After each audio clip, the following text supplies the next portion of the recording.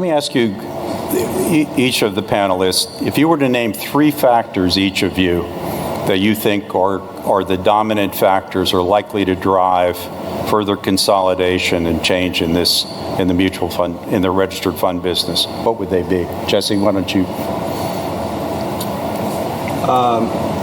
I think the 3 factors would be AI or disruptive technologies. I know it's a buzz phrase that everyone's talking about, but I don't think that's going away. I mean, the consensus is generally that AI can help managers either from a portfolio management standpoint, and now whether you call that, well, that's just simply an algorithm that we've been doing for years, and now it has a nice fancy new package or tech overlay on it. That's one thing, but it's still appealing to a lot of people to pursue that as a capability, and also more analytics and hopefully help with distribution capability. So AI is certainly a trend.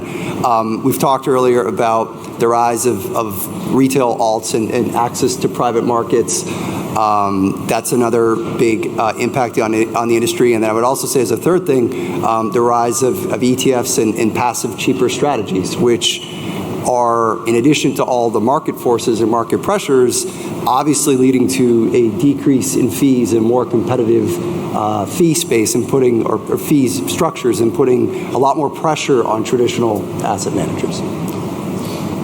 Neil? I think what you're going to see is that the traditional vanilla mutual fund manager is going to have to pivot. They're going to have to do things differently in the future.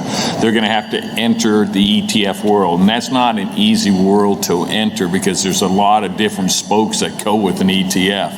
And I know because we've studied for 2.5 years and we just made a small acquisition, we're making another one, so we're feeling our way, but you have to go that way. Digital marketing, that's the big thing. All the kids look at their phone. They don't want to talk to a human being.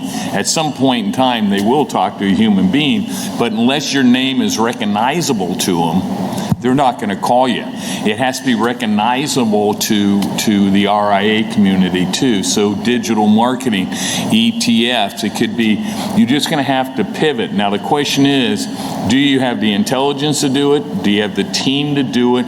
Do you have the patience to do it? And do you have the cash flow to do it? And that is what I think will drive somebody to maybe I'll sell and sub-advise and let somebody else take care of that marketing piece and pivot piece and give you more product and more say out in the marketplace. Can I just touch on that for a second? One of the points you made, I think there's something like 68 trillion in wealth that's going to be changing hands over the next few years to a younger generation.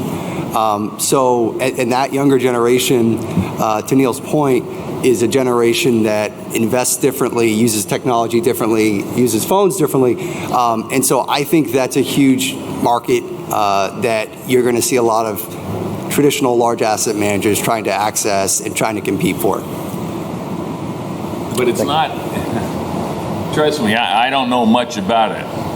But I know you have to be there, and it's not about tomorrow. It's about 5 years from now and 7 years if you still want to be a player in the mutual fund industry or in the asset management business for that matter. I think Neil and Jesse have hit on what I would have said, but I would say technology is certainly going to be one of them, and that cuts across the whole spectrum of the function within an asset manager, from the investment side to the middle office and the back office, will be a threat to the industry altogether.